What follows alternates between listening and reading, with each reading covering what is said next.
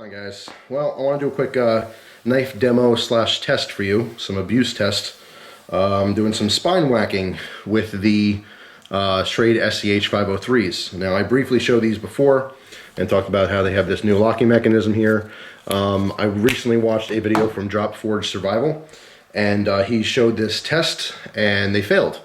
So what I want to do is replicate that test and see how consistent these knives are and the lock itself, okay? Before I get started here, I just want to say that I think that spine whack testing is dumb, okay? Now, that I'm not picking on Drop Forge Survival. I'm not picking on anyone out there who relies very much on this test to determine whether their knife is strong enough or not. It is just my opinion that this is way above and beyond normal testing. This is an abuse test. You know, I, of all people, I love watching, like, say, Cold Steel's proof videos. I think it's fun, it's entertaining. But I wouldn't ever do the majority of the testing that they do on their knives. You know, that being said, there's nothing wrong with wanting a folding knife to be practically a fixed blade. And I think, you know, ultimately, for years and years and decades, knife companies and the knife industry as a whole has been trying to make folding knives stronger and stronger and stronger. And that's not a bad thing. But I will say this, and I love analogies, I'm an analogy guy. A folding knife is to a fixed blade as a pistol is to a rifle. So if you're into guns, you'll maybe understand my analogy. A pistol is an inferior weapon compared to a rifle of the same caliber. Whereas a folding knife is inferior in strength to a fixed blade of, you know, similar materials. Folding knives are not a fixed blade, and if you get any folding knife thinking that it's virtually a fixed blade, even if a company's telling you that, you're fooling yourself. The only thing that's as strong as a fixed blade is a fixed blade, particularly, or more specifically, I should say, like a full tang knife. Obviously, something a lot of people, you know, purchase for heavy use. You know, there's nothing wrong with wanting a really strong knife, but my point here is that all folding knives have their limitations. People like folding knives like myself. I like folding knives way more than fixed blades just for the convenience of it. You know, sometimes it's a little bit harder carrying a fixed blade, even a larger one.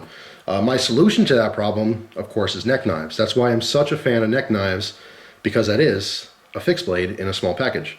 But anyway, that's enough rambling. Just, I had to throw my opinion out there. Not a huge fan of spine whack testing. It's just kind of an entertainment thing to me. If a knife fails the spine whack test, I don't automatically write it off as being a bad knife. Just throwing it out there. So I don't necessarily go with the majority of the knife community in that sense. A little bit of a rebel there. I don't really see the spine whack test being all that important. That being said, I do want to see if the you know, quality is consistent and these locks are consistent. So I'm going to do this testing myself as well to see if these fail. Okay, literally the exact same knife. He used the black and red version. This one's brand new. Okay, so there should be no excuse as far as it being weak or anything. And this one's also brand new. This is going to be a secondary test to show consistency. One may fail, one may not fail. Maybe they both fail, maybe they both don't fail. We're gonna see. It's gonna be one of those three, right? So, start with the black one. All right, just have a board here, so obviously not whacking the heck out of my table here. So first thing we do is a spine whack test. Okay, I'm gonna slam it down. I'm gonna keep my fingers out of that channel because I'm not wearing any kind of gloves. Normally put on some heavy duty gloves and give it a whack like that. I don't feel like getting cut though, these are nice and sharp. So I'm gonna give these very non-delicate whacks on the wood here, okay? So here we go.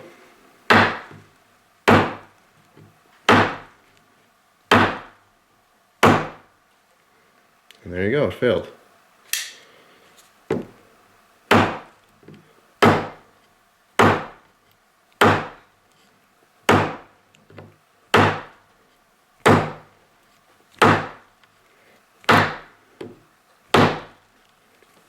Fix my wood.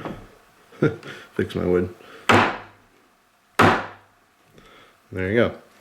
So it's not failing every time, but it is failing. Not feeling any kind of blade play at all. I believe he experienced the same thing once it locks back up.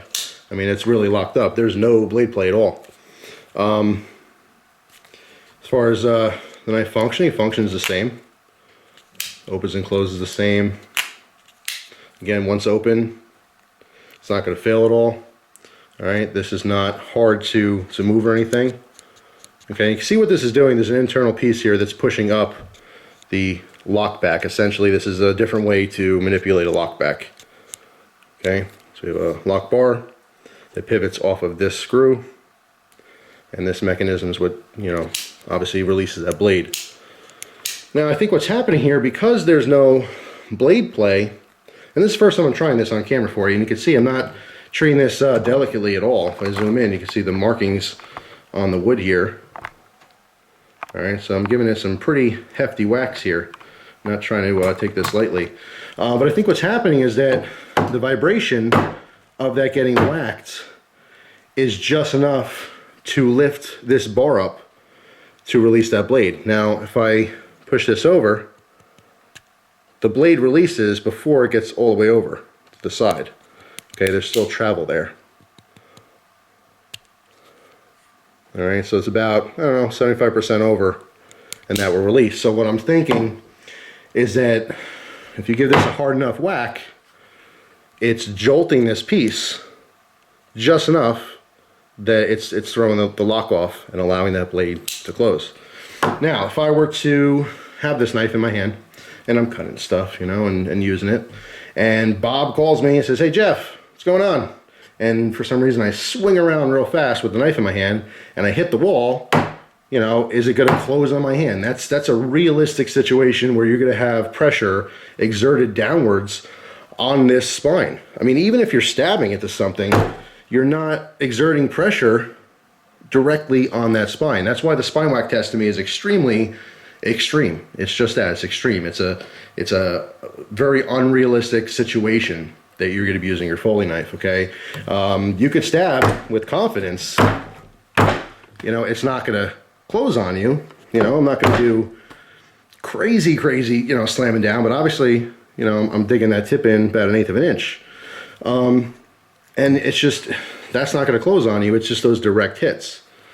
All right, let's do a couple more, see if we can get it to fail again. There we go.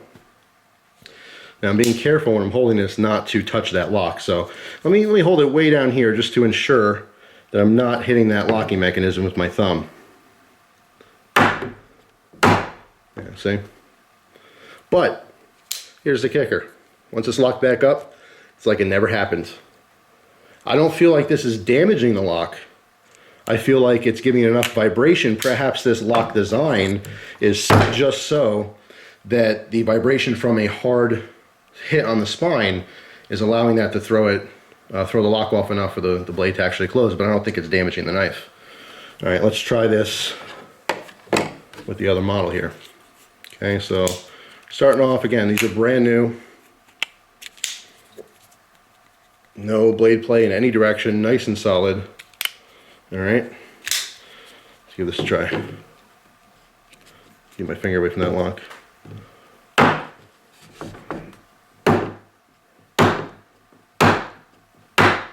Yeah.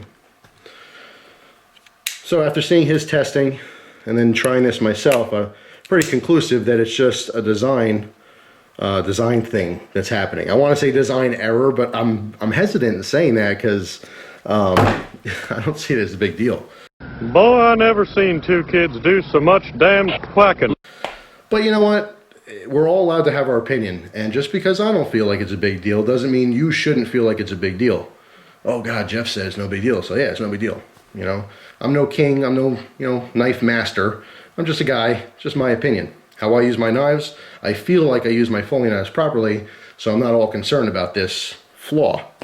But if you're one of those guys that just, or gals, of course, a lot of women and girls that like knives these days as well.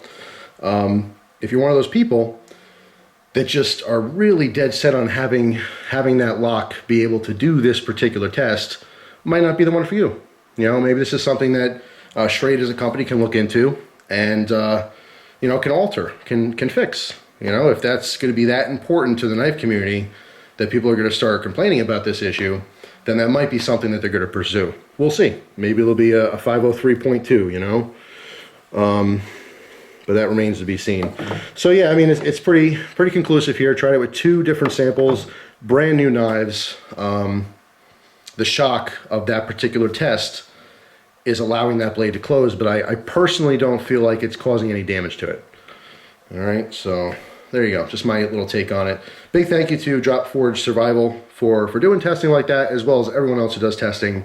This is what we want. We want variety, you know, just because if you ever notice, I don't do a whole lot of testing on my channel because it doesn't mean a lot to me personally. But like if you watch my knife reviews, you'll see that for example, jimping is not all that important to me, whereas to some other people, that's a very important aspect for their choice of knives. You know, so we're all allowed to have our own opinions on things. I'm just throwing my hat into the ring and throwing my opinion out there. You know, not a huge deal to me, but certainly something I wanted to show you guys in case it's a big deal to you. All right, so stay tuned. I will definitely do a review of the SCH 503 in the future, and I'll talk to Schrade. I'll talk to Schrade about it and see what they think. You know, in the past, Schrade has been an awesome company in that they communicate with people in the community. They want to make their products better. You know, they're putting out a good product. Not every knife is a winner. Not every knife model is a winner or every tool is a winner. But what I like about Schrade is that they're consistently trying to make their products better. And that I appreciate more than anything. No one's perfect.